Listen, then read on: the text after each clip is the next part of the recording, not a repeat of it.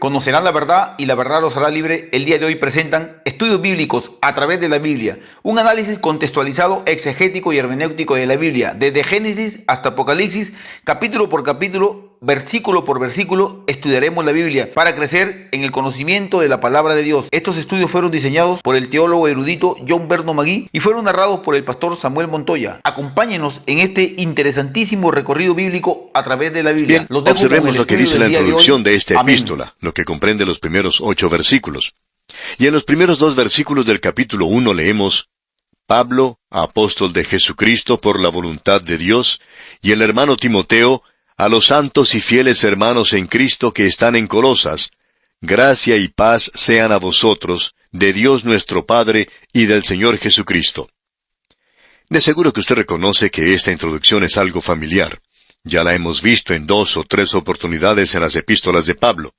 Él no se aparta mucho de eso. Sin embargo, necesitamos prestar atención a lo que aquí se dice en cada oportunidad en que la leamos. No vamos a entrar en mucho detalle.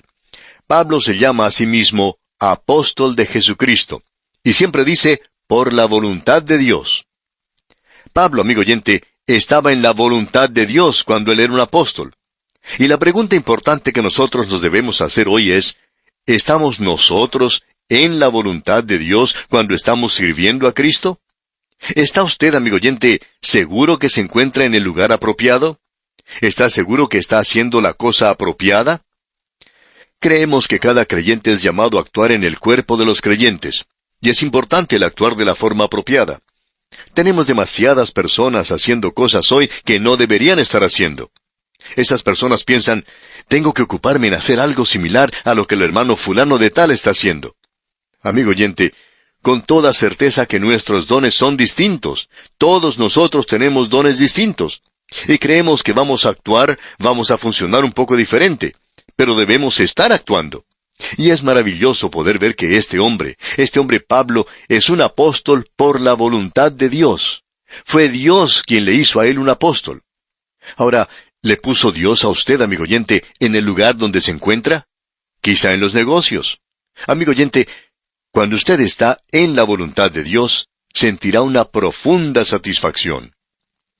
Luego Pablo sigue diciendo aquí en su introducción, a los santos y fieles hermanos. Ahora, ¿quiénes son los fieles hermanos? Bueno, son los creyentes. Los santos y los fieles hermanos son lo mismo. Pablo no está hablando aquí de 2 grupos diferentes de personas. Nosotros no somos santos por lo que hacemos, sino debido a nuestra posición. Esa palabra quiere decir separados para Dios. A aquellos, pues, que han sido separados para Dios y que son creyentes, y estos son los mismos, a esos es a quien se está refiriendo Pablo. Ellos están en Cristo, esa es su posición, pero están ubicados en Colosas. Y lo importante, amigo oyente, no es dónde usted está, sino en quién está usted. Eso es lo que verdaderamente importa. Bien, amigo oyente, vamos a detenernos aquí por hoy. Dios mediante, continuaremos con nuestro estudio de este capítulo 1 de la Epístola a los Colosenses en nuestro próximo programa, y como lo hacemos con frecuencia, le sugerimos que usted lea el resto de este capítulo 1 para que se familiarice con lo que Pablo expone en esta porción y esté así mejor preparado para nuestro próximo estudio.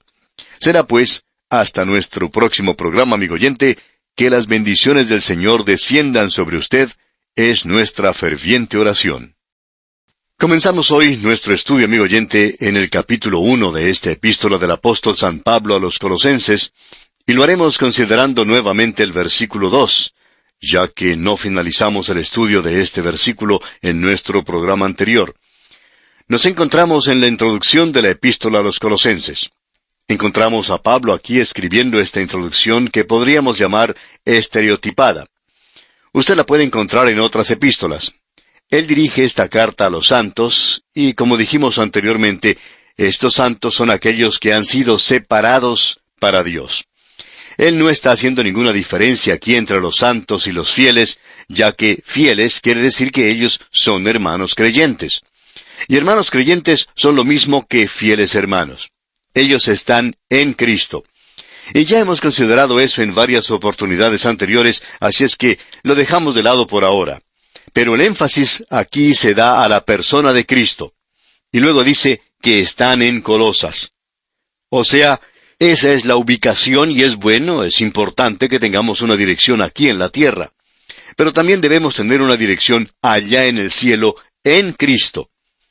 Pablo en su introducción habla en un estilo muy formal. Dice, gracia y paz sean a vosotros de Dios nuestro Padre y del Señor Jesucristo. Usted debe conocer la gracia de Dios para poder experimentar la paz de Dios.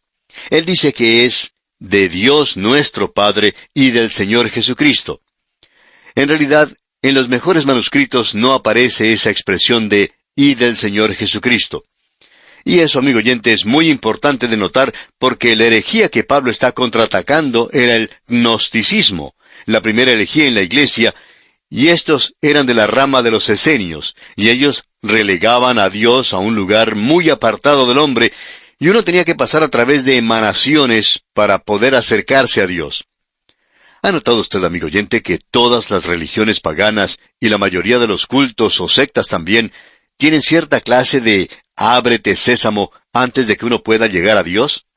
Pues bien, Pablo deja bien claro esto aquí, que lo que dice es directamente de Dios nuestro Padre. Y nosotros podemos ir directamente a Él.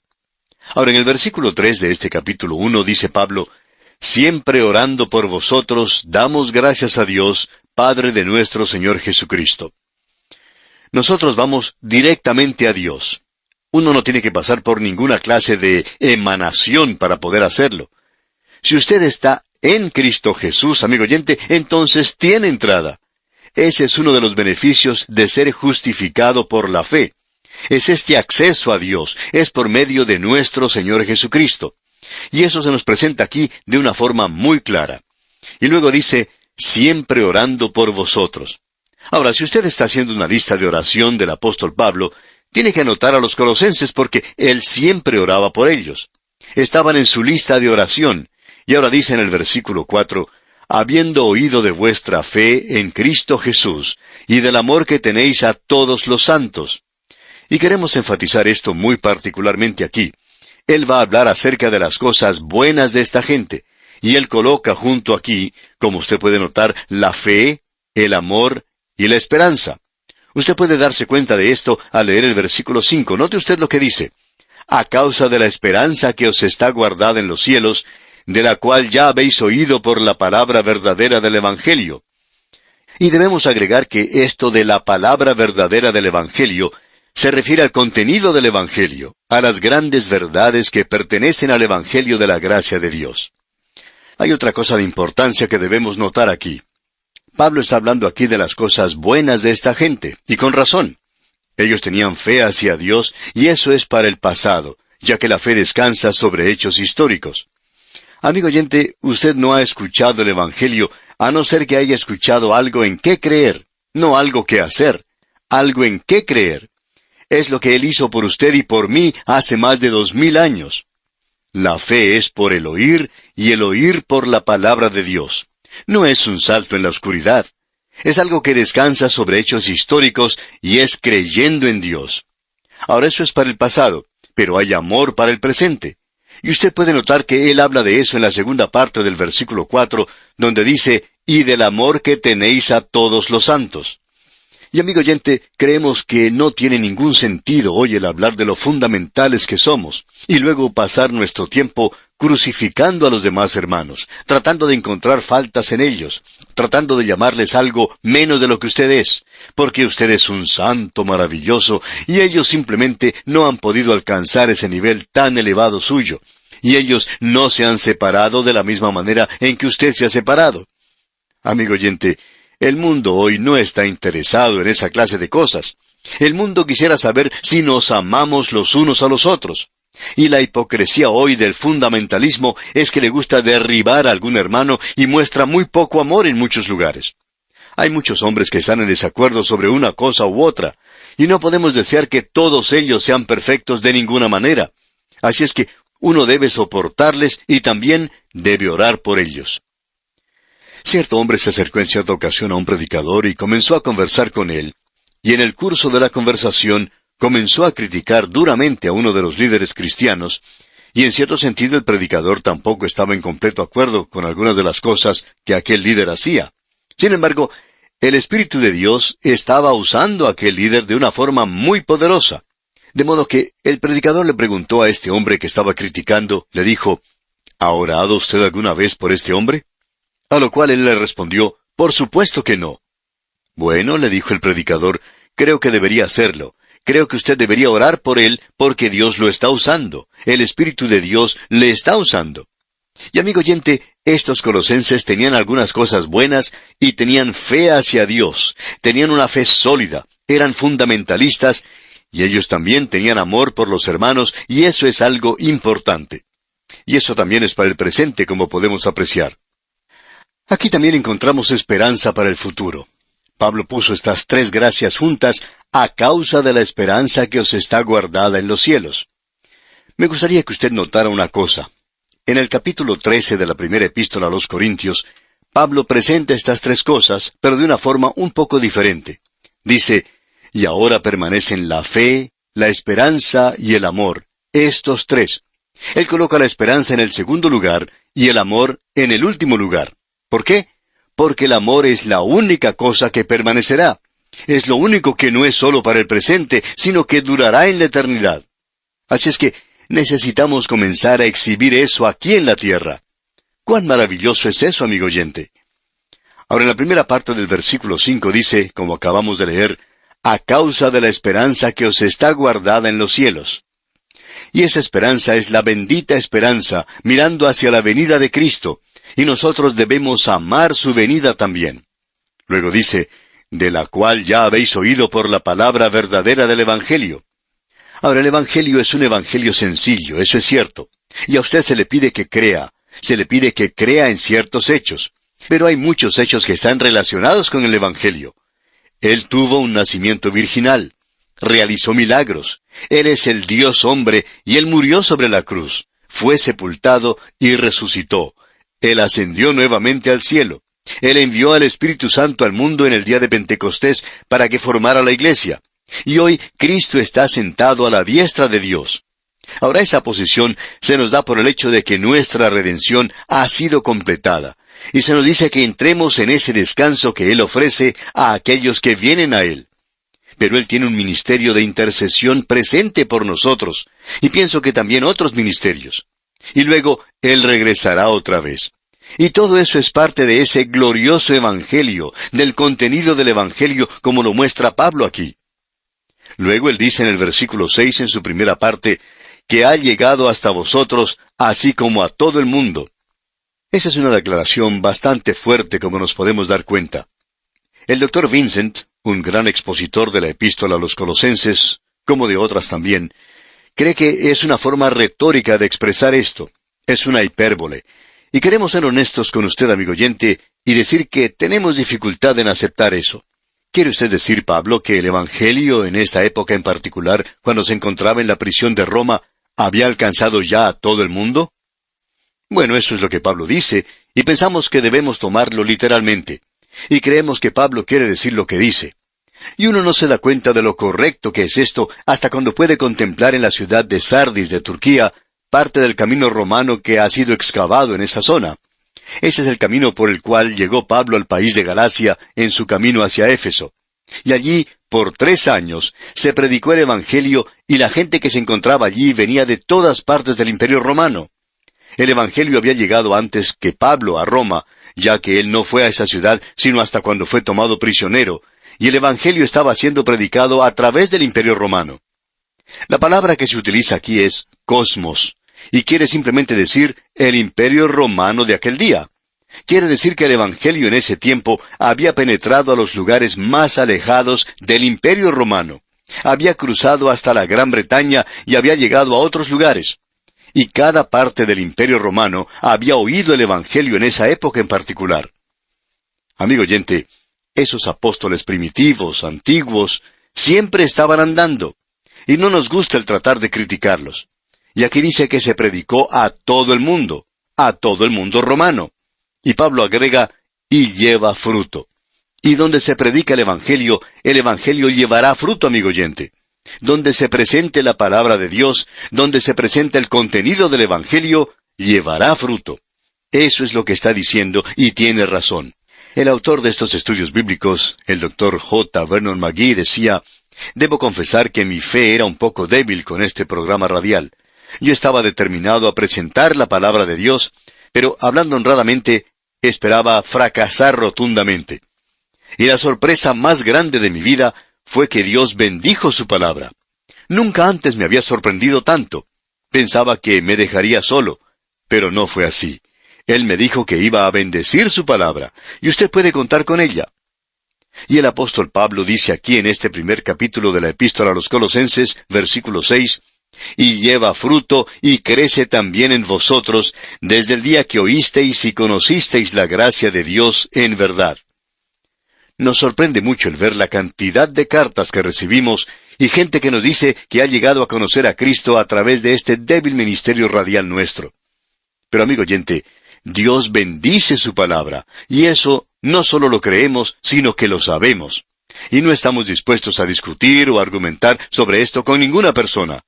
Alguien quizá puede venir y decirnos: «Yo no creo que la Biblia sea la palabra de Dios». Y nosotros decimos: «¿No lo cree?». Y nos dicen: «Bueno, ¿no quiere discutir sobre este asunto?». Y vamos a responder que no. Y se preguntan por qué, vamos a decir: «Porque sabemos que es la palabra de Dios. No lo creemos, sino que lo sabemos». Ahora supongamos que alguien se me acerca y me diga: «Bueno, yo quiero discutir con usted en cuanto a si usted ama a su esposa o no lo ama. Yo puedo presentarle varios argumentos filosóficos que le demostrarán que usted no ama a su esposa». Y sabe, amigo oyente, que esa persona quizá podría argumentar mucho mejor que nosotros y quizá hasta derrotarnos intelectualmente. Y si esa persona hace eso y nos demuestra por medio de la lógica y de toda clase de argumentos que yo no amo a mi esposa, ¿sabe lo que yo diría? Yo diría: «Bueno, yo no sé en cuanto a esos argumentos suyos, pero quiero que sepa una cosa.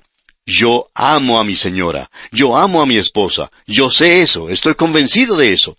Yo no necesito esos argumentos convincentes, sofisticados, astutos, esotéricos del día de hoy. Hay algunas cosas que nosotros conocemos hoy y no deberíamos permitir que aquello que no conocemos perturbe aquello que sí conocemos. Y eso es algo importante de ver de nuestra parte.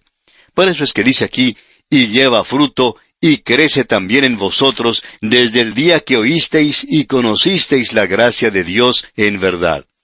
Esto es algo maravilloso, ¿no le parece? Ahora, en el versículo 7 dice el apóstol Pablo: «Como lo habéis aprendido de Epafras, nuestro consiervo amado, que es un fiel ministro de Cristo para vosotros». Epafras aparentemente era el líder o el pastor de la iglesia en Colosas. El nombre de este hombre suena como medicina, pero así era como se llamaba. Y Pablo dice aquí que él es nuestro consiervo amado. ¿Ha notado usted cuán agradablemente Pablo podía hablar acerca de los otros siervos de Dios? Pablo tenía algo bueno que decir acerca de aquellos que estaban predicando la palabra de Dios. Pero si él llegaba a encontrar algún bribón, haría lo mismo que el Señor Jesucristo. Él le diría sin reparos lo que él pensaba de ellos. El Señor Jesucristo, él tenía tanta misericordia de los pecadores. Por ejemplo, esa mujer que fue tomada en adulterio. Ella debería haber sido apedreada hasta la muerte. Pero podemos notar lo benigno que fue nuestro Señor. Y luego tenemos a ese fariseo orgulloso que se presentó ante el Señor Jesucristo, y luego intentó cumplimentarlo diciendo: «Sabemos que tú eres un maestro venido de Dios». Y nosotros los fariseos, cuando sabemos algo, bueno, es lo último. Pero el Señor, que podía ser tan amable y benigno, enseguida lo puso en su lugar. Y cuando Él terminó de hablar con este hombre, lo hizo como si este hombre fuera una persona común. Allí estaba Nicodemo, tratando de ser alguien, y él no era nada en el mundo, sino simplemente un robot religioso. Eso es todo, alguien que cumplía con ciertos ritos. Pero el Señor le llevó al lugar donde él tuvo que preguntar: ¿cómo pueden ser estas cosas? Y luego el Señor Jesucristo le permite ver la cruz. Cuán benigno era Él al tratar con personas como estas. Y así es Pablo también. Notemos lo que dice ahora en el versículo 8 de este capítulo 1 de su epístola a los Colosenses: «Quien también nos ha declarado vuestro amor en el Espíritu».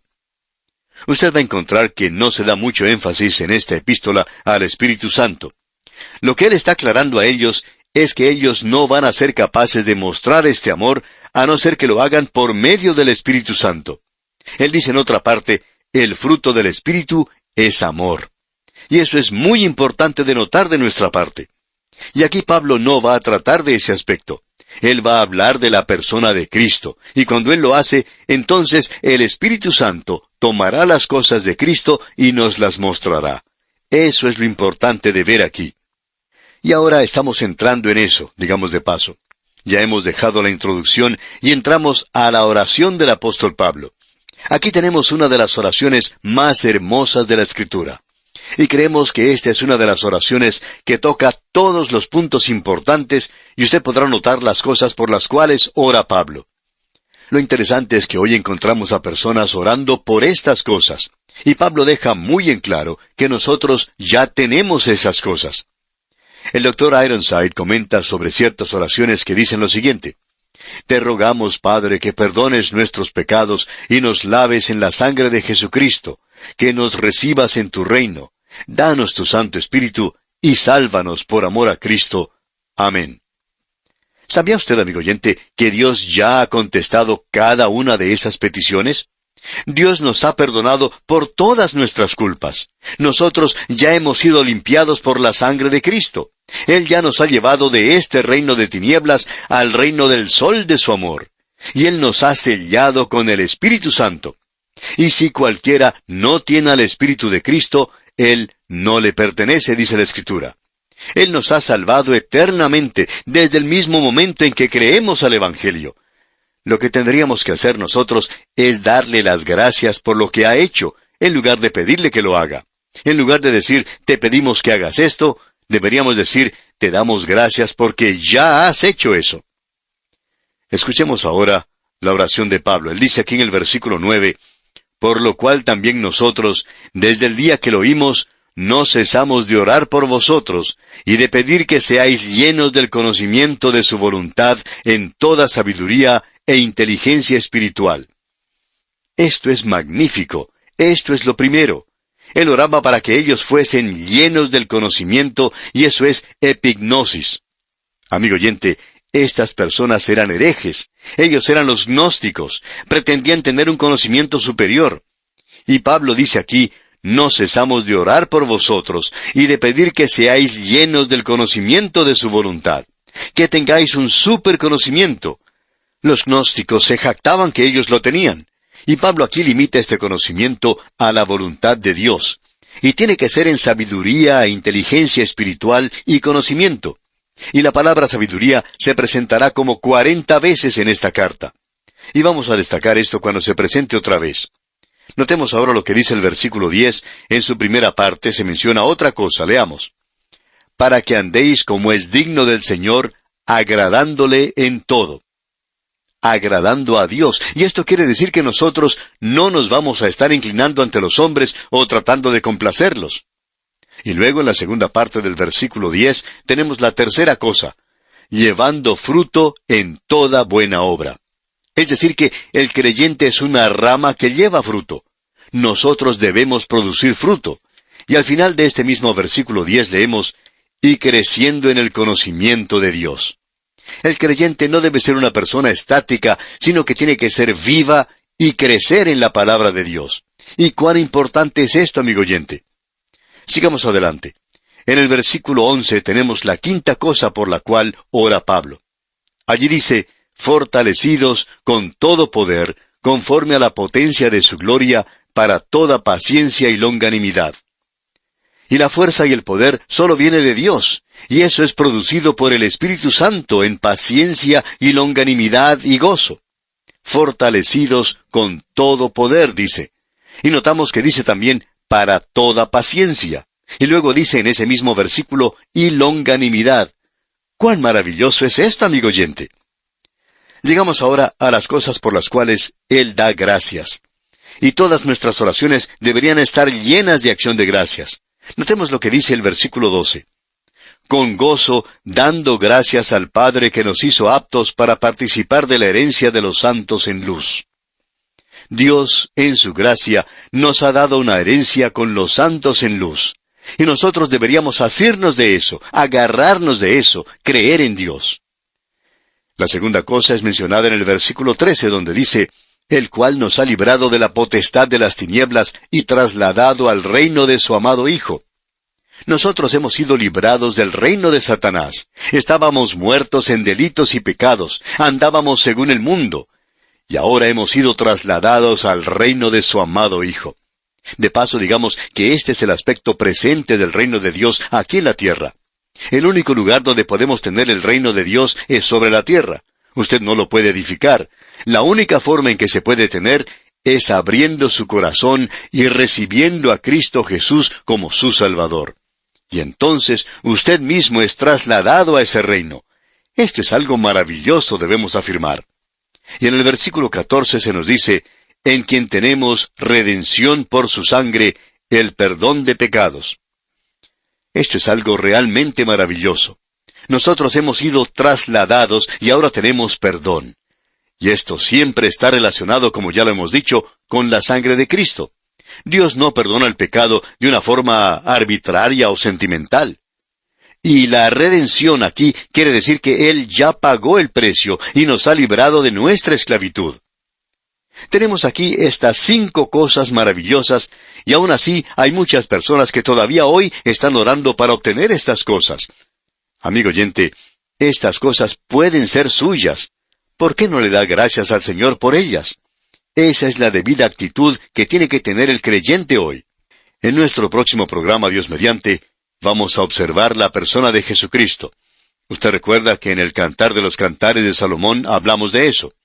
Ahora nos vamos a acercar bien para poder ver en realidad la teología de todo esto. Será pues, hasta nuestro próximo programa, amigo oyente, que Dios derrame en usted sus ricas bendiciones. En el día de hoy, amigo oyente, regresamos al primer capítulo de la carta del apóstol San Pablo a los Colosenses, y vamos a comenzar en nuestro estudio con el versículo 15. Entramos así a una porción que es muy elevada, una sección donde vemos la exaltación de Cristo. Por tanto, es una sección muy destacada de esta epístola. Aquí el tema principal es la persona de Cristo. No podemos decir demasiado acerca de esto y nunca seremos capaces de hacerlo, por lo menos en esta vida, al tratar de comprenderle a Él en toda su maravilla y en toda su gloria. Y el apóstol Pablo dice aquí en el versículo 15, Él es la imagen del Dios invisible, el primogénito de toda creación. El primogénito de toda creación. Este es un versículo que muy bien sabemos es la respuesta para aquellos que hoy niegan la deidad del Señor Jesucristo, porque el comprender este versículo es el darnos cuenta de lo maravilloso que Él es en realidad. Pablo está tratando de dar respuesta aquí a una de las herejías más antiguas de la Iglesia, la cual era el gnosticismo. Ahora, una de las herejías que se presentó entonces era el arrianismo.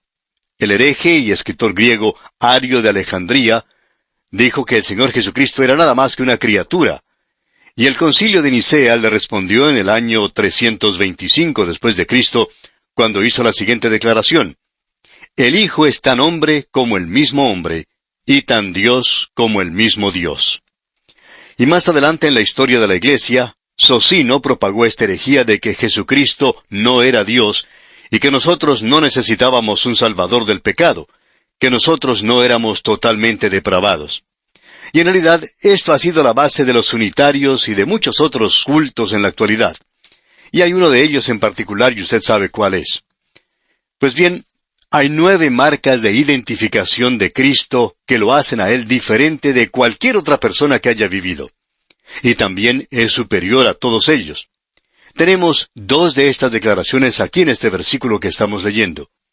En primer lugar, se nos dice que Él es la imagen del Dios invisible. Bien, esta palabra imagen es eikon. Lo interesante aquí es, ¿cómo puede ser la imagen de un Dios invisible? Porque uno no puede sacar una foto de aquello que es invisible. Entonces, ¿cómo puede ser eso? Bueno, Juan nos aclara esto en el prólogo de su Evangelio donde dice, en el principio era el Verbo. Y ese era el principio que no tiene principio, porque Él no tenía principio.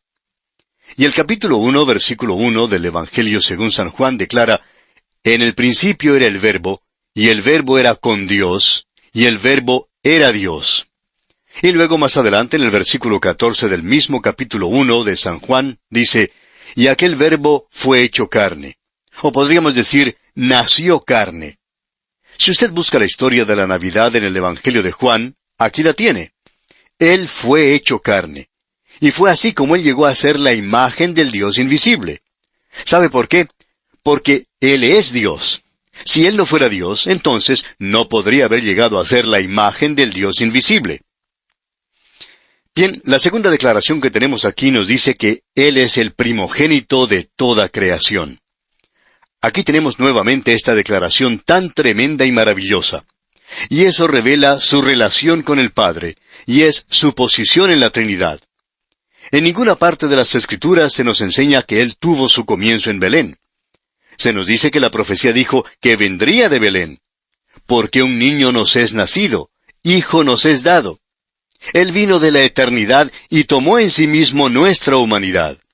Y lo que el apóstol Pablo está haciendo aquí en realidad es tratando con una de las filosofías de aquellos días, una de esas religiones que trataban de los misterios. La forma en que obraba esta filosofía equivocada era la siguiente. Se trata del demiurgo. Quiere decir con esto que Dios creaba una criatura subordinada a Él. Y luego esta criatura, a su vez, criaba otra criatura debajo de sí mismo, y entonces esa otra criatura creaba a otra criatura debajo de ella misma. Y uno puede continuar y continuar de esa forma hasta donde uno quiera. Finalmente, uno llega a la criatura que creó a este universo. Ahora, esa era la manera en que ellos enseñaban como si fueran las emanaciones de Dios. Y cada una de estas, el león creaba otra y otra y otra más. Una de las primeras herejías de la Iglesia, el gnosticismo, enseñaba que Jesucristo era una de esas criaturas. Y Pablo está respondiendo a eso aquí. Él está diciendo que Él, o sea, el Señor Jesucristo, era el primogénito de toda la creación. Que Él está detrás de toda la creación. Él no nació en la creación. La palabra que Él utiliza aquí es una palabra maravillosa. Prototokos, o sea, antes de toda creación. Y Él es aquel que, como ya hemos dicho, vino a este mundo hace más de 2000 años, y el Verbo se hizo carne. Veamos lo que dice allá el primer capítulo del Evangelio según San Juan, versículos 1 al 3. Escuche usted. En el principio era el Verbo, y el Verbo era con Dios, y el Verbo era Dios. Este era en el principio con Dios. Todas las cosas por Él fueron hechas, y sin Él nada de lo que ha sido hecho fue hecho. Nos damos cuenta entonces que Él es el primogénito de toda la creación. Usted puede ver que Dios es llamado el Padre Eterno. El Hijo es llamado el Hijo Eterno. Ahora, si tenemos un Dios eterno, el Padre, un Hijo eterno, nunca existió un tiempo cuando Él fue concebido. Y eso es algo que se nos presenta muy claramente aquí. En varias partes se le llama al Señor Jesucristo el primogénito de toda la creación. A Él se le llama el primogénito entre los muertos. A Él se le llama el unigénito Hijo. El versículo 18 de este capítulo 1 de la Epístola a los Colosenses que estamos estudiando menciona al Señor Jesucristo como el primogénito entre los muertos. Y eso es por supuesto lo que quería decir el escritor del libro de Salmos, cuando dijo allá en el Salmo 2, versículo 7, «Yo publicaré el decreto, Jehová me ha dicho, mi hijo eres tú, yo te engendré hoy». Bueno, si usted lee el capítulo 13 del libro de los Hechos de los Apóstoles, encuentra allí ese gran sermón predicado por Pablo en Antioquía de Pisidia, en el país de los Gálatas. Y él dice allí que eso quiere decir que él fue engendrado de entre los muertos. Así es que nosotros no estamos hablando aquí del nacimiento en Belén. Amigo oyente, nunca use el versículo 15 del primer capítulo de Colosenses para la época de Navidad. Este no es un versículo para Navidad. Esto no nos habla del hecho de que Él nació en Belén. Él es la imagen del Dios invisible. Él es el primogénito de toda creación. Y eso quiere decir que Él tiene la prioridad principal en la posición, y eso no tiene nada que ver con su origen. Y creemos que eso se nos clarifica mucho cuando leemos el Salmo 89, versículo 27, donde dice, «Yo también le pondré por primogénito, el más excelso de los reyes de la tierra». Por tanto, lo que tenemos aquí en este versículo es que Cristo, como el Hijo Eterno, ocupa la posición primordial de toda creación. Es decir, Él es el creador, y no es este demiurgo, esta serie de criaturas siendo creadas una después de la otra. Él mismo creó todas las cosas. Y eso es lo que Pablo está clarificando en esta declaración aquí. Y cuán maravilloso es esto, amigo oyente, y cuán importante es. Ahora permítanme presentar 1 o 2 versículos más en relación con esto. En la Epístola a los Hebreos, capítulo 1, versículo 3, leemos, el cual, siendo el resplandor de su gloria, y la imagen misma de su sustancia, y quien sustenta todas las cosas con la palabra de su poder, habiendo efectuado la purificación de nuestros pecados por medio de sí mismo, se sentó a la diestra de la majestad en las alturas. Esto no parece indicar que Él es una criatura, ¿verdad? Pero Él es la segunda persona de la deidad. Luego, en la misma carta a los Hebreos, capítulo 1, versículo 7, leemos, ciertamente de los ángeles dice, el que hace a sus ángeles espíritus y a sus ministros llama de fuego. El Señor Jesucristo no es una de esas criaturas, porque leemos en el versículo 8, mas del Hijo dice, tu trono, oh Dios, por el siglo del siglo, cetro de equidad es el cetro de tu reino. Así es que, amigo oyente, aquí no estamos hablando de una criatura, o del hecho de que el Señor Jesucristo nació como una criatura. Estamos hablando aquí de que Él era Dios. Y cuando Él vino a este mundo, nació un niño, pero el Hijo fue dado. Él venía de la eternidad. Y como el ángel le dijo a María, por lo cual también el santo ser que nacerá será llamado Hijo de Dios. ¿Por qué? Porque eso es lo que Él es. Él es el Hijo de Dios desde antes de venir a este mundo. Tú eres el Cristo, el Hijo del Dios viviente, declaró Pedro. Él es eso. Y eso es lo que quiere decir este versículo. Permítanos seguir adelante con este punto. Tenemos aquí en este versículo 16 del primer capítulo de la Epístola a los Colosenses, la tercera gran declaración en cuanto al Señor Jesucristo. Dice, porque en Él fueron creadas todas las cosas, las que hay en los cielos y las que hay en la tierra, visibles e invisibles, sean tronos, sean dominios, sean principados, sean potestades. Todo fue creado por medio de Él y para Él. Como usted puede darse cuenta, amigo oyente, este versículo también es algo tremendo. Aquí se nos dice que todas las cosas fueron creadas por Él. Bueno, si eso es cierto, entonces este versículo que anteriormente nos decía que Él era el primogénito de toda creación, no quiere decir que Él fue creado. Fue Él quien creó todas las cosas, porque en Él fueron creadas todas las cosas, dice aquí. Y esto aclara cualquier duda que hayamos tenido en cuanto a Cristo, si fue creador o criatura, que hubiera surgido en el versículo 15. Aquí se nos dice, sin embargo, que hay 2 clases de creación: lo visible y lo invisible. Esto es algo que tendremos ocasión de tratar más adelante y desarrollarlo un poco más, pero queremos que usted note algo que él menciona con lo visible y que es algo muy interesante. Él dice, sean tronos, sean dominios, sean principados, sean potestades. Todos estos son diferentes grados de las huestes angelicales. No podemos entrar en detalles ahora, pero se nos dice que existen los serafines, los querubines, dice que hay arcángeles, y luego que existe la clase común, diaria, de ángeles. Y aquí uno tiene esos diferentes grados o diferentes graduaciones de los poderes espirituales, estas inteligencias espirituales. Y ya tratamos ese tema, como usted bien puede recordar, allá en la carta a los Efesios, donde mencionamos el hecho de que nuestro enemigo es un enemigo espiritual. Y él tiene estas huestes espirituales que le acompañan, a Satanás. Y estas que fueron con él fueron divididas de la misma forma. Así es que tenemos diferentes graduaciones, y eso es lo que se menciona aquí. Y eso es algo que nosotros debemos notar. Lamentablemente no podemos entrar en detalle. Ya tendremos ocasión de regresar a esto cuando estudiemos el libro de Daniel, y entonces sí vamos a tratar esto detalladamente. Ahora, la cuarta cosa que observamos aquí es que en Él fueron creadas todas las cosas. Esa es una gran declaración, ¿no le parece? Todo fue creado por medio de Él y para Él. Esto es algo realmente maravilloso. Esas cosas no solamente fueron creadas por Él, sino que fueron creadas para Él. Usted puede salir afuera esta noche y mirar a los cielos y apreciar gran cantidad de estrellas. Usted recuerda que hace muchos años atrás, Hombres sabios miraron hacia los cielos y vieron una estrella en particular. Bueno, quizá usted pueda salir a ver las estrellas, pero no va a encontrar a esa estrella en particular. Sin embargo, podrá observar otras en esa misma posición. Quizá usted se pregunte, ¿por qué esa estrella está ocupando ese lugar? ¿Por qué está en ese lugar específico de los cielos? Se encuentra en ese lugar específico de los cielos porque allí es donde quiere el Señor Jesucristo que esté. Él no solo creó todas las cosas, sino que ellas fueron creadas para Él. Y una de las cosas más hermosas en relación a esto es que se nos dice que somos herederos de Dios y coherederos con el Señor Jesucristo. Usted sabe, amigo oyente, que vamos a recibir una gran porción de bienes raíces algún día. Quizás se nos entregue una estrella completa a cada uno de nosotros. No sé, pero a veces me pregunto en cuanto a estas cosas.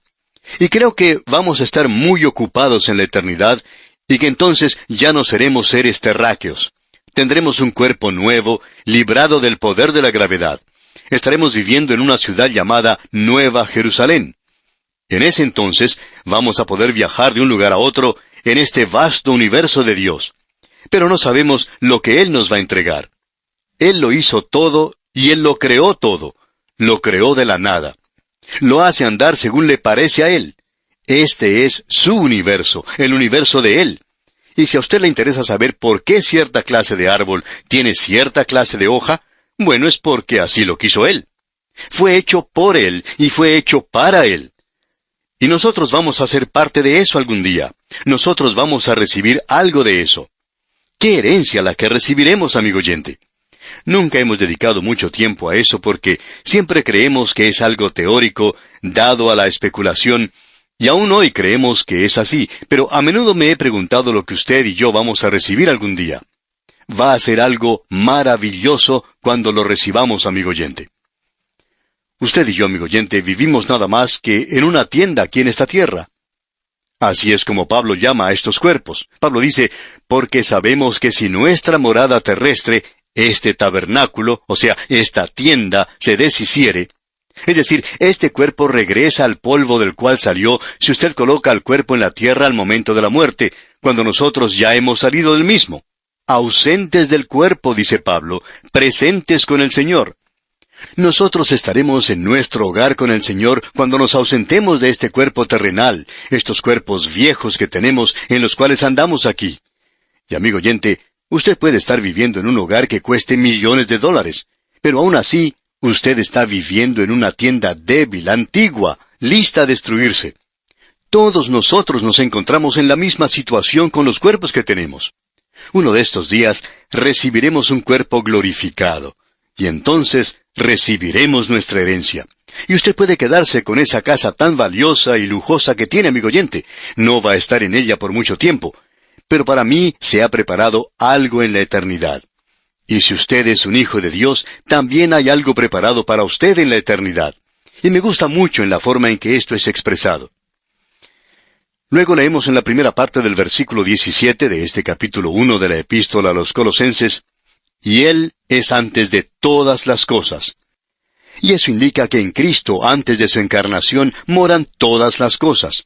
Y en el Cristo encarnado, moran todas las cosas, porque en Él habita corporalmente toda la plenitud de la deidad. Eso se nos dirá más adelante en esta epístola. Nosotros seremos completos en Él. Él es antes de todas las cosas. Él es el Cristo antes de la encarnación. Luego en la segunda parte del mismo versículo 17 podemos leer, y todas las cosas en Él subsisten. Y eso quiere decir que Él mantiene todas las cosas juntas.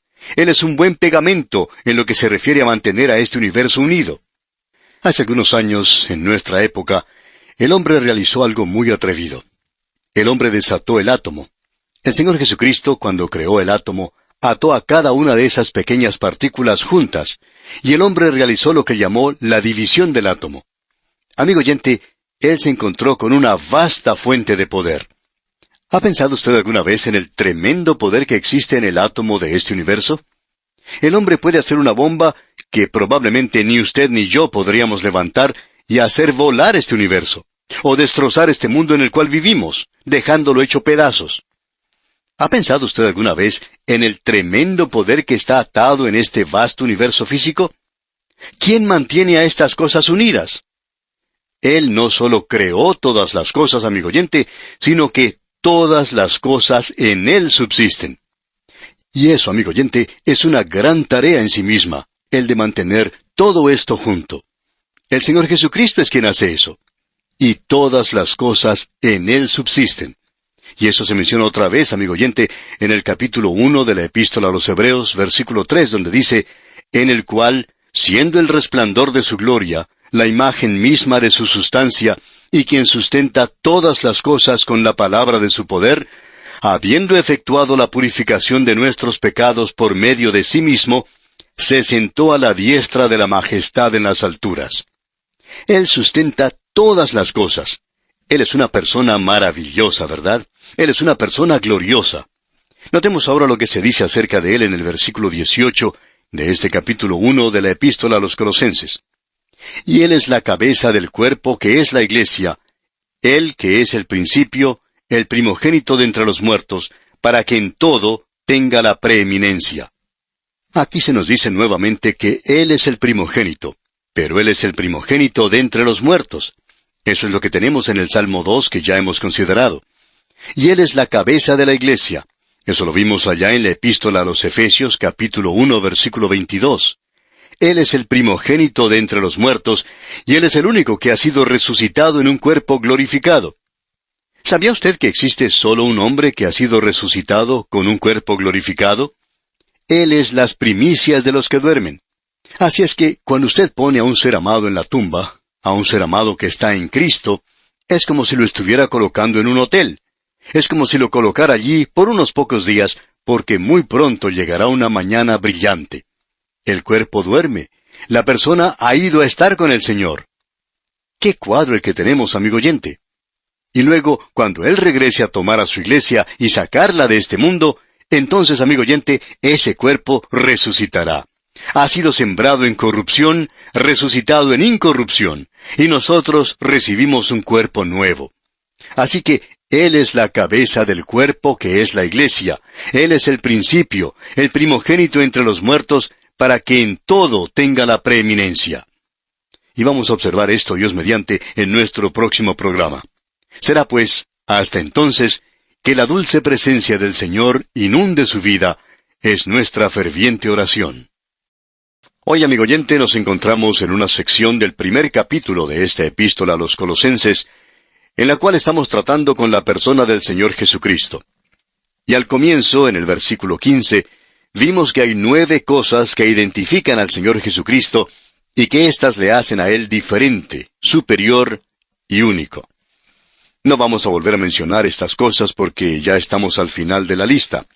Y hoy vamos a comenzar nuestro estudio en la primera parte del versículo 18, donde finalizamos con esta lista y dice, y Él es la cabeza del cuerpo que es la Iglesia.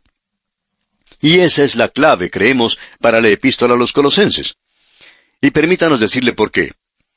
En la epístola a los Efesios, que es una epístola compañera a esta epístola a los Colosenses, tenemos que el énfasis se pone en el hecho de que la Iglesia es el cuerpo de Cristo aquí en este mundo, y el énfasis se le da al cuerpo. Pues bien, aquí en la epístola a los Colosenses, el énfasis se le da a la cabeza del cuerpo, y esa cabeza es la persona de Jesucristo. Él es la cabeza de este cuerpo, y eso, según creemos, es una declaración importante que nosotros debemos notar.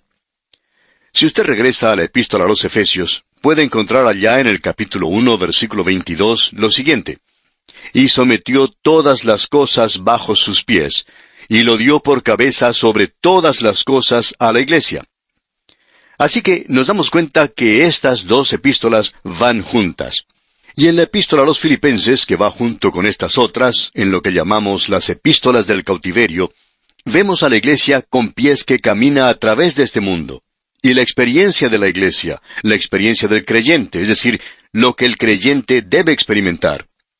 Ahora bien, al avanzar en este versículo 18, vemos que Cristo es también el primogénito de entre los muertos. Leemos, Él que es el principio, el primogénito de entre los muertos. Es decir que Él es el único que ha regresado con un cuerpo glorificado de la tumba. Él es el primogénito de los que duermen y en base a su resurrección, nuestros seres amados que han muerto en Cristo, y nosotros también, si el Señor no viene durante nuestra vida, entonces nosotros también seremos resucitados algún día como Él es. El pensamiento que el apóstol Juan nos da en su primera epístola, capítulo 3, versículo 2, es el siguiente: Aún no se ha manifestado lo que hemos de ser, pero sabemos que cuando Él se manifieste, seremos semejantes a Él. Y luego tenemos esta declaración aquí, que es la octava declaración que encontramos al final del versículo 18, y que nos dice, para que en todo tenga la preeminencia. Y esta es una declaración realmente maravillosa. En realidad, uno no puede pensar en algo más maravilloso que esto. Ahora leamos completo el versículo 18, que dice, y Él es la cabeza del cuerpo, que es la iglesia, Él que es el principio, el primogénito de entre los muertos, para que en todo tenga la preeminencia. En realidad, uno no puede pensar en algo más maravilloso que esto. Y Él es la cabeza del cuerpo, que es la iglesia, Él que es el principio, el primogénito de los muertos, para que en todo tenga la preeminencia. La voluntad de Cristo debe prevalecer a través de toda la creación de Dios. Esa era la intención de Dios. Aun a pesar de la rebeldía del hombre aquí en la tierra, Dios dice, pero yo he puesto mi rey sobre Sión, mi santo monte. Dios está avanzando en el día de hoy sin dudar, sin desviarse, sin comprometerse hacia un objetivo. Y es el poner a Jesús sobre el trono de este pequeño mundo en el cual usted y yo vivimos y que está en rebelión contra Dios. Ese es el objetivo de Dios en cuanto a esto en particular. Ahora en el versículo 19 leemos, por cuanto agradó al Padre que en Él habitase toda plenitud. Y aquí tenemos una de las palabras importantes de esta epístola. En la epístola a los Filipenses encontramos que la palabra importante era kenosis, en el idioma griego, que quiere decir vaciar, o sea que Él se vació a sí mismo. Pero Él no se vació a sí mismo, sino que puso a un lado su prerrogativa de la deidad y su gloria. Pero Él era Dios cuando vino a este mundo, y en Él habita toda plenitud. La palabra en griego es pléroma, que significa plenitud, totalidad, lo que quiere decir que en Él habita toda la plenitud de Dios. Así es que, cuando Él estuvo en esta tierra, lo que uno tiene es que el pléroma, o sea, la plenitud, se sentía como en casa en Jesucristo. Cuando Él estaba aquí, Él era Dios 100%. No es que Él era 99,5% Dios. Él era 100% Dios, amigo oyente. Y esa pequeña criatura que estaba descansando hace más de 2000 años en el seno de la Virgen María, y que parecía tan desamparado, Él podía haber dicho una sola palabra que destruiría completamente este universo. Él es tan hombre como el mismo hombre, y Él es tan Dios como el mismo Dios. Eso es lo que Él es. Y de eso es que nosotros estamos hablando. Él es diferente aquí. Vimos en el versículo 15 su relación con el Padre. Luego vimos su relación con la creación. Y luego su relación con la iglesia en los versículos 18 y 19. Y comenzando con el versículo 20 al 23, vemos su relación con la cruz. Y aquí tenemos el propósito de la obra de Cristo por los pecadores. Observemos esto porque aquí tenemos las cosas que Él ha hecho con nosotros. Leamos el versículo 20. Y por medio de Él, reconciliar consigo todas las cosas, así las que están en la tierra como las que están en los cielos, haciendo la paz mediante la sangre de su cruz. Este versículo, amigo oyente, es muy importante. Y quisiéramos que usted note esto porque aquí tenemos ciertas cosas, las cuales queremos estudiar. Haciendo la paz mediante la sangre de su cruz, dice aquí. Eso quiere decir que Él está pagando la culpa de su pecado y el mío sobre la cruz, y que Él ha hecho la paz entre Dios y el pecador. Así es que Dios no se acerca al hombre acusándolo y diciéndole, mira amigo, yo estoy contra ti. Tú te has estado rebelando contra mí. Tú eres un pecador y voy a tener que castigarte. No, amigo oyente, Dios le está diciendo al pecador perdido en el día de hoy, a usted y a mí, nos dice, yo he cumplido con el castigo, ya he pagado ese castigo y te estoy diciendo que hoy tú puedes venir a mí y que cuando tú vienes a mí encontrarás paz. Ya se ha hecho la paz. Eso es lo que el apóstol Pablo quería decir allá en el capítulo 5, versículo 1 de su epístola a los Romanos cuando dice, justificados pues por la fe, tenemos paz para con Dios por medio de nuestro Señor Jesucristo. Y usted tiene que haber notado que la paz que aquí se ha logrado fue a través de la sangre de su cruz.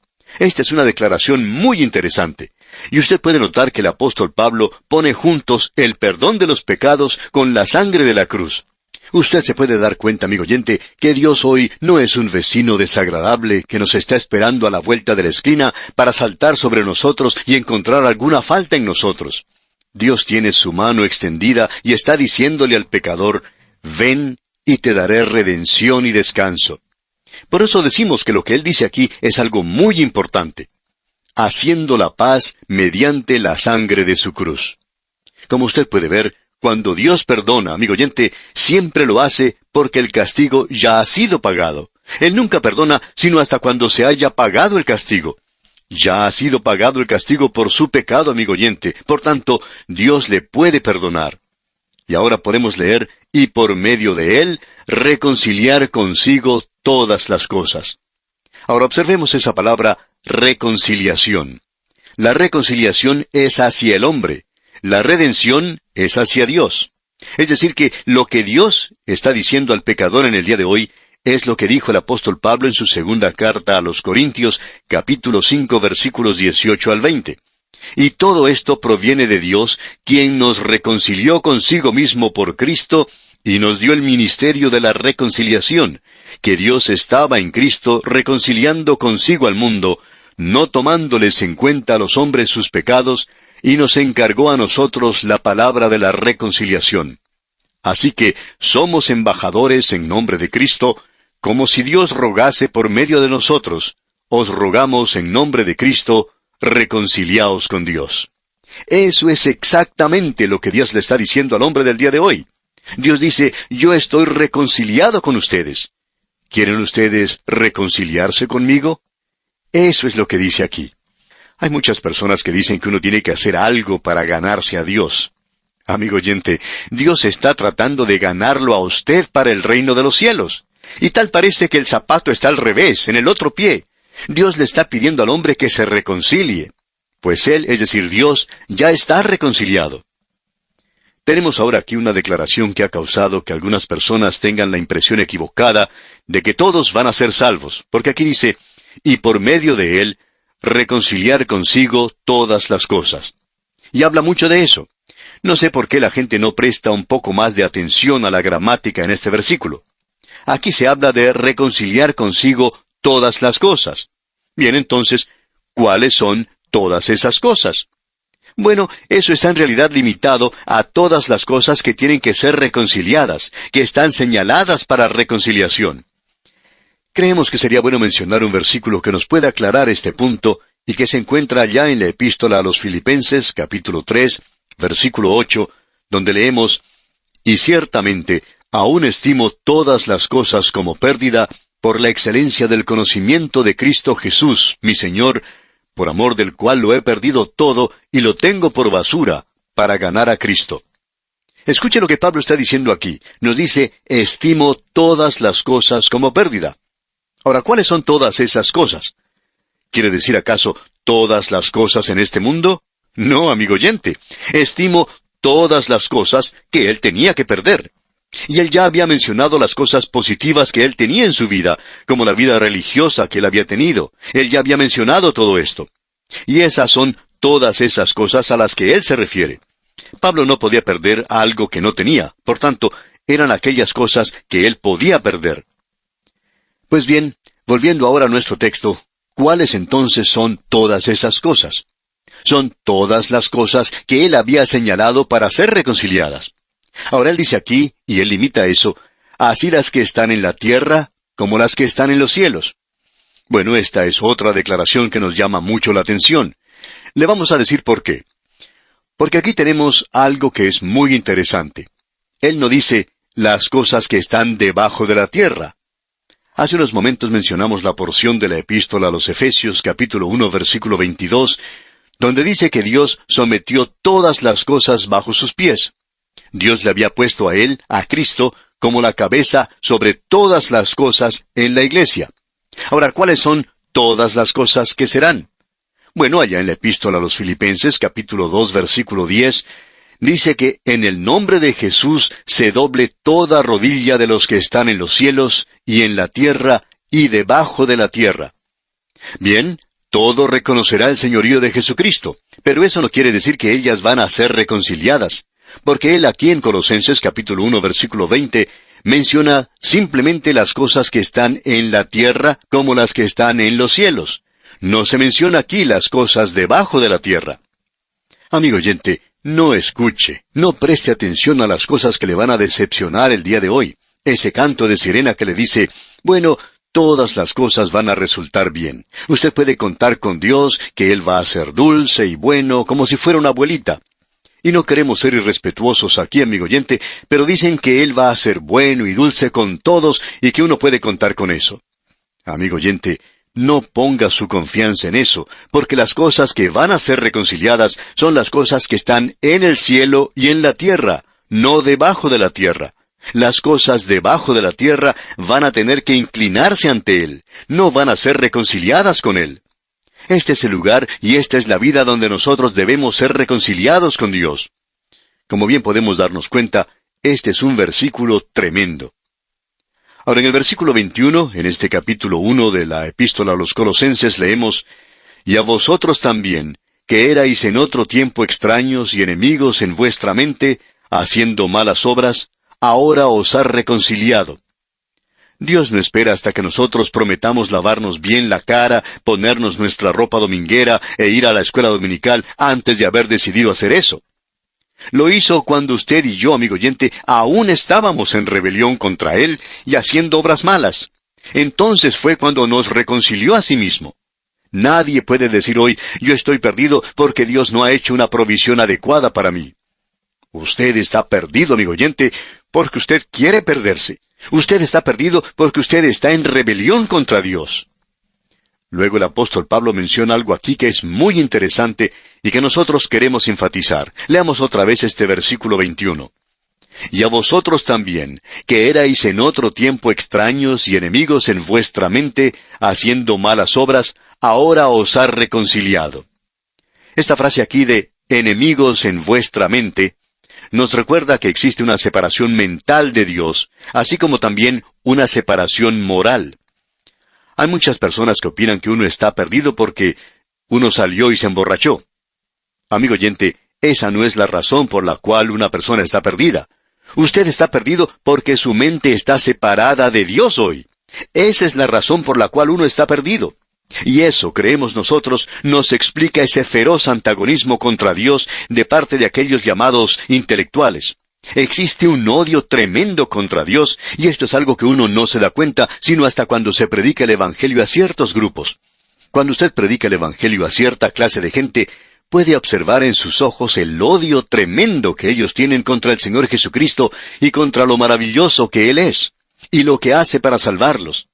Es una separación que existe en la mente y en el corazón del hombre el día de hoy. Siguiendo ahora adelante, podemos notar lo que dice aquí el versículo 22. Leamos.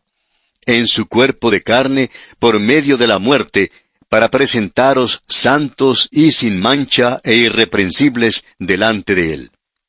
Ahora, en su cuerpo de carne, creemos que es una declaración específica que Cristo sufrió no simplemente en apariencia, sino que sufrió en un cuerpo verdadero, porque esa era una de las herejías del gnosticismo de aquel día. Prestemos atención a lo que aquí se dice acerca de ser sin mancha. Este era uno de los requisitos para un animal que iba a ser sacrificado.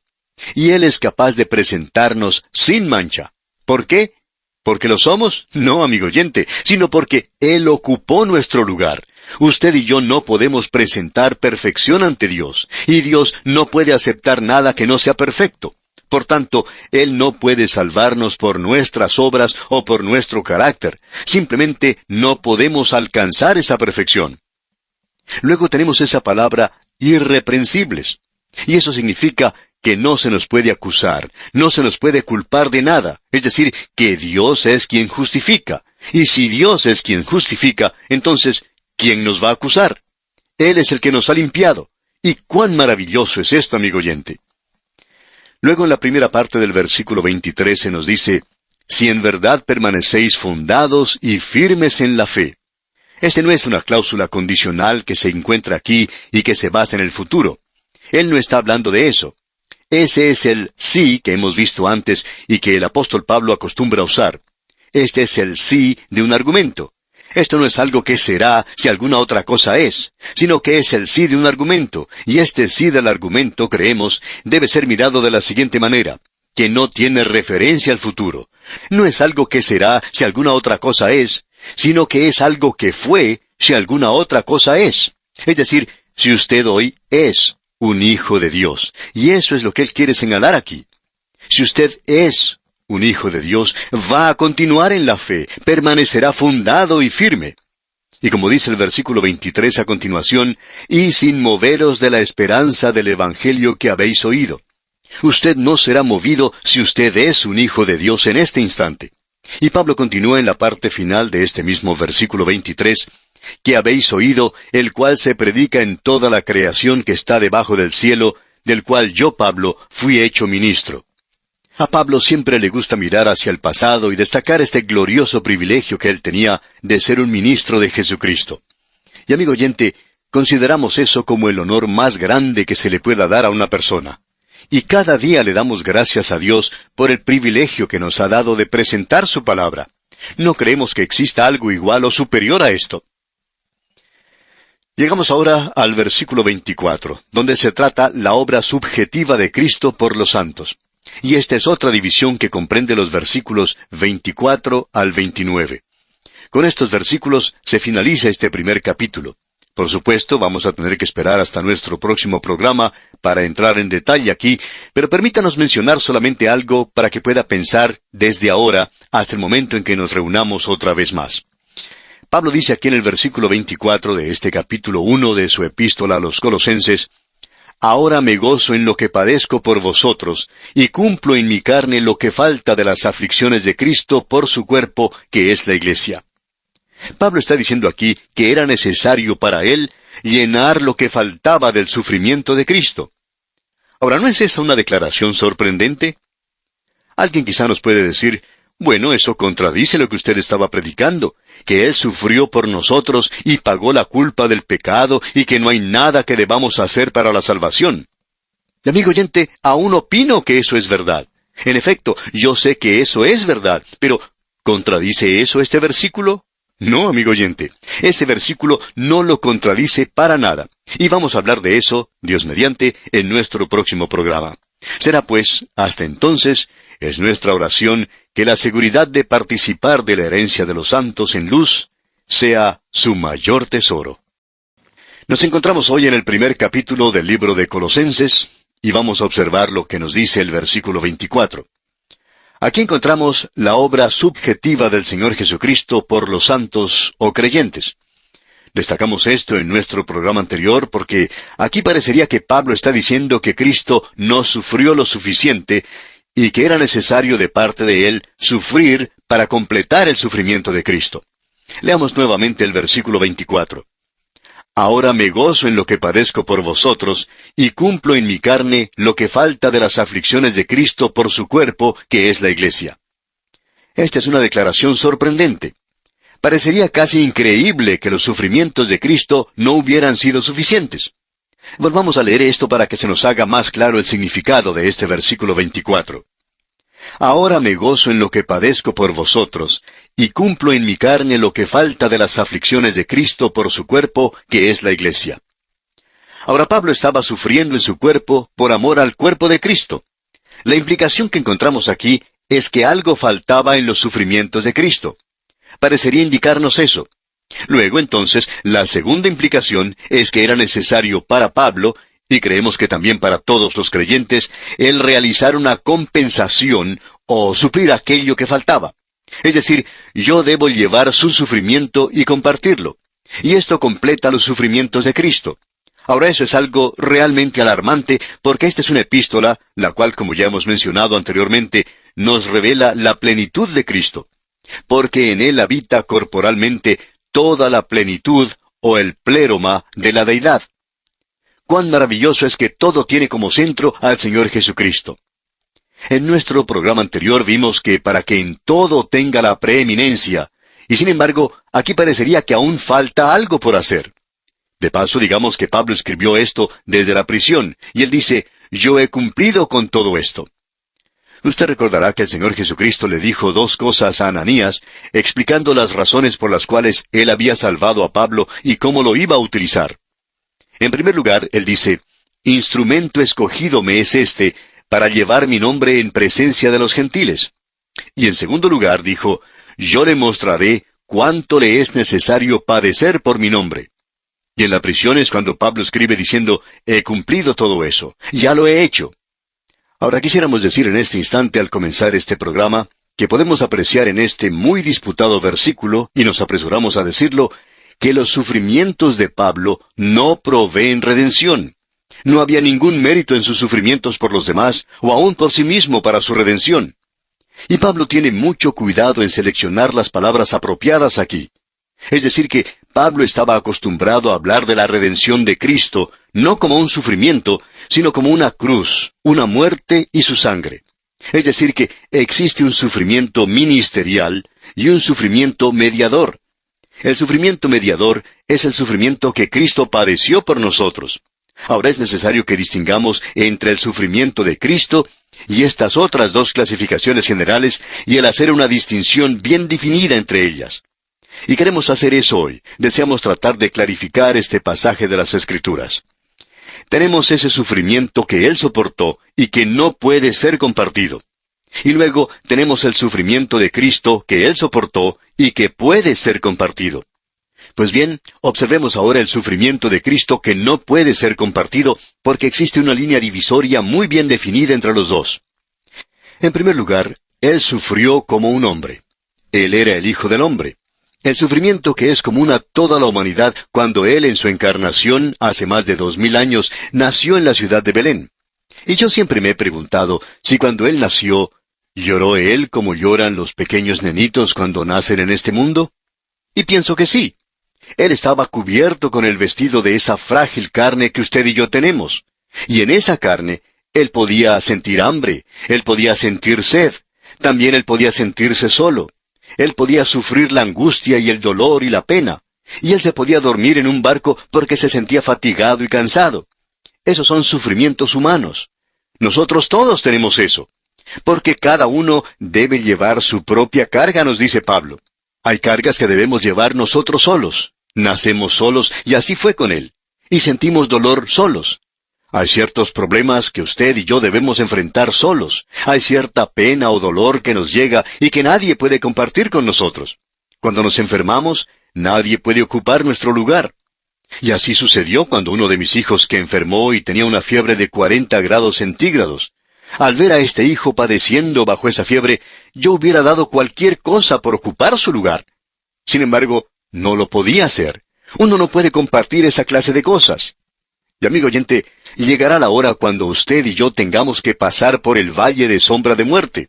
Y humanamente hablando, morimos solos. Esa es la razón por la cual es tan maravilloso el ser creyentes y saber que Jesucristo está con nosotros en esa ocasión, porque ninguna otra persona puede pasar por esa experiencia con usted entonces.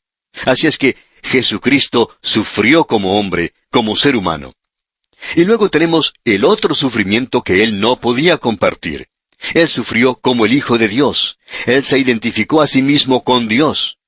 Ningún otro ser mortal ha podido jamás soportar o padecer lo que Él sufrió.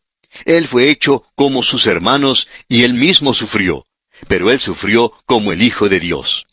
Ya hablamos bastante de esto cuando estábamos estudiando allá el Salmo 69, de cómo les zaherían en sus canciones los bebedores de Nazaret. Cómo Él sufrió en ese lugar. Él dice que se había vestido con cilicio. Ah, amigo oyente, cuánto sufrió Él porque era el Hijo de Dios. Y luego usted recuerda que Él fue arrestado. Los soldados del sumo sacerdote se burlaban de Él. Colocaron un manto sobre Él, también una corona de espinas. Y luego jugaron un juego romano, conocido como la mano caliente. Le vendaron los ojos, y todos los soldados le golpeaban, y le preguntaban luego diciendo quién de ellos le había bofeteado y golpeado. Le golpeaban una y otra vez. Luego le quitaban la venda de los ojos y le preguntaban quiénes le habían golpeado. Y por supuesto, él nunca podía señalar la persona que le había golpeado. Y aun si lo hubiera hecho, ellos no hubieran aceptado su respuesta. Luego volvían a colocar la venda sobre sus ojos y volvían a hacer este juego y lo hacían una y otra vez. Y todos le golpeaban. El Señor Jesucristo fue golpeado, fue desfigurado más que ningún otro hombre. Creo que ellos le habían golpeado tanto su rostro que ni siquiera se podía reconocer antes de colocarle sobre la cruz. Él sufrió de una manera tal que ni usted ni yo, amigo oyente, vamos a tener que padecer. Y luego existe otro sufrimiento que él padeció y que nadie puede compartir. Él padeció como el sacrificio por el pecado de este mundo. El Cordero de Dios que quita el pecado del mundo. Ahora no podemos entrar nunca en este sacrificio. Nosotros podemos apropiarnos de su muerte como el hecho que Él tomó nuestro lugar. Pero no podemos entrar en eso. Él fue a esa cruz solo. Él fue desamparado de Dios y de los hombres. Los soldados pusieron una corona de espinas sobre su cabeza, pero ellos hicieron eso con otras personas. Su sangre no fue la sangre de un mártir. Su sangre era la sangre del sacrificio. En esas últimas 3 horas, el hombre hizo lo peor que podía hacer. Y en esas últimas 3 horas, Dios hizo lo mejor. En esas últimas 3 horas, Él está colgado en una cruz de las 9 a las 12. En ese instante había mucha luz, y había gente que le rodeaba. Luego, desde las 12 hasta las 3 de la tarde, la hora nona, todo se oscureció, y Dios estaba haciendo lo mejor, porque en ese momento la cruz se convirtió en un altar sobre el cual el Cordero de Dios estaba quitando el pecado del mundo. Y Cristo padeció allí a causa de su pecado y el mío, amigo oyente. El justo por el injusto. Ese es un sufrimiento que ni usted ni yo podemos soportar. Y Él no lo puede compartir con ninguna otra persona, amigo oyente. Luego hay el sufrimiento de Cristo en el cual usted y yo podemos compartir. Y es de eso que Pablo nos habla aquí. Vamos a mencionar 2. Él padeció por la justicia. Hablando con los fariseos en el templo, el Señor dijo, «Pero ahora procuráis matarme a mí, hombre que os he hablado la verdad», allá en Juan 8:40. Piensen eso, amigo oyente. Ellos buscaban matarle a Él porque Él estaba sufriendo por la justicia. Y se nos dice de una manera muy indirecta en la carta del apóstol Pablo al joven predicador Timoteo, en su segunda carta, capítulo 3, versículo 12, «Y también todos los que quieren vivir piadosamente en Cristo Jesús padecerán persecución». Amigo oyente, si usted va a vivir hoy por Dios, si usted va a tomar una posición por lo que es justo y por lo que es de Dios, entonces se dará cuenta que las otras personas lo van a dejar de lado. Hay muchos hombres que han sido puestos de lado cuando se distribuyen honores terrenales. El mundo maldice con débiles alabanzas al hombre de Dios y le alaba con débiles maldiciones. Así es como el mundo trata al hombre de Dios en el presente. Podemos observar, en cambio, cómo son alabados y ensalzados los atletas del mundo del entretenimiento en la actualidad. Y también podemos ver cómo son alabados ciertos políticos y profesores. Pero el hombre de Dios hoy, amigo oyente, no recibe ninguna alabanza.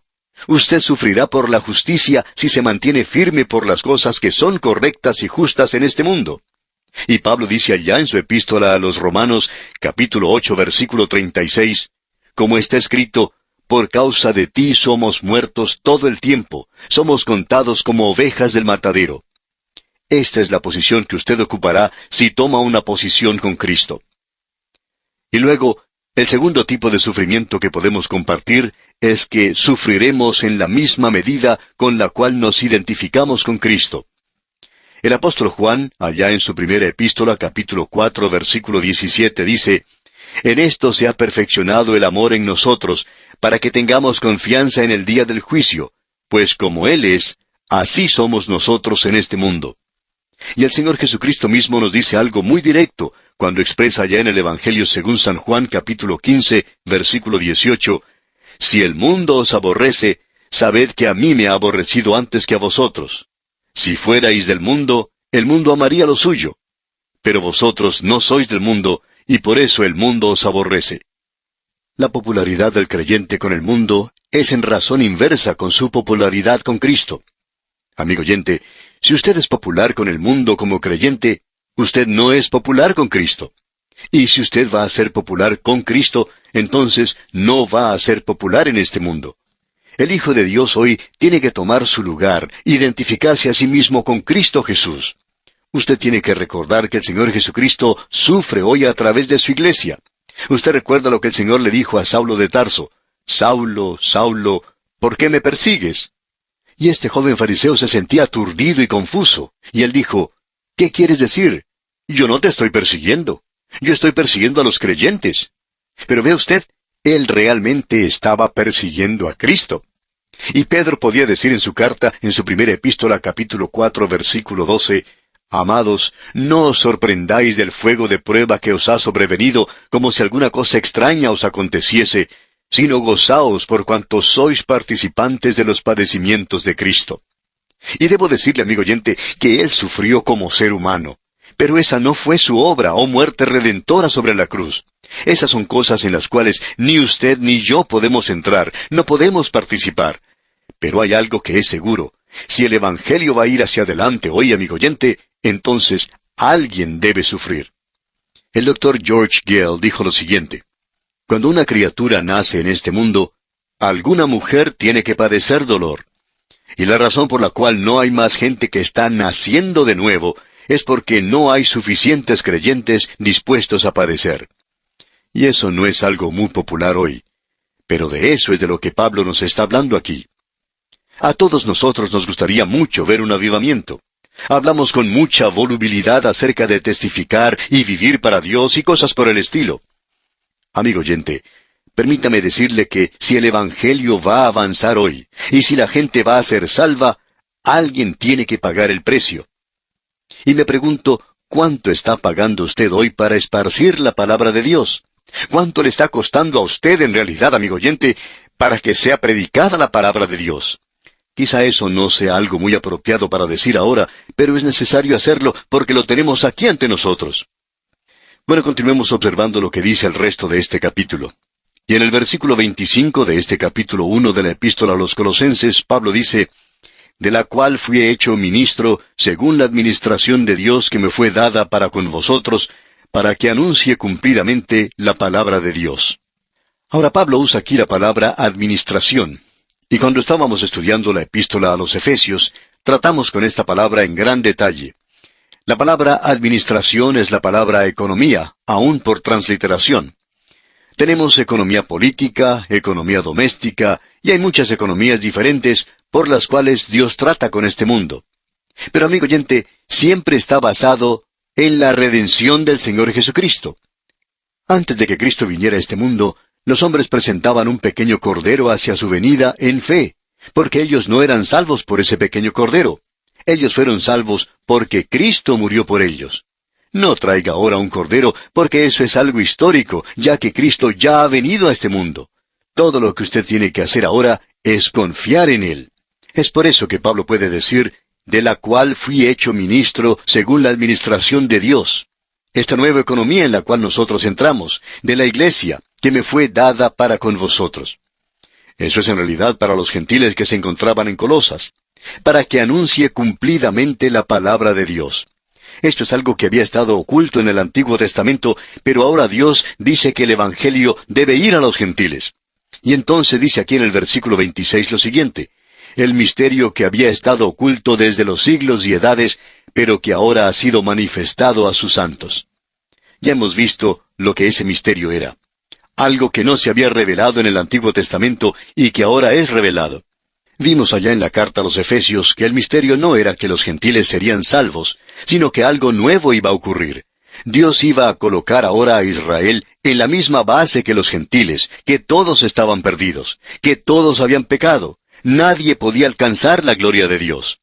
Ahora Él está realizando algo nuevo. Él está hablando tanto a los judíos como a los gentiles, tomando a todas las razas, a todos los hombres, colocándolos en algo nuevo, y eso es la iglesia.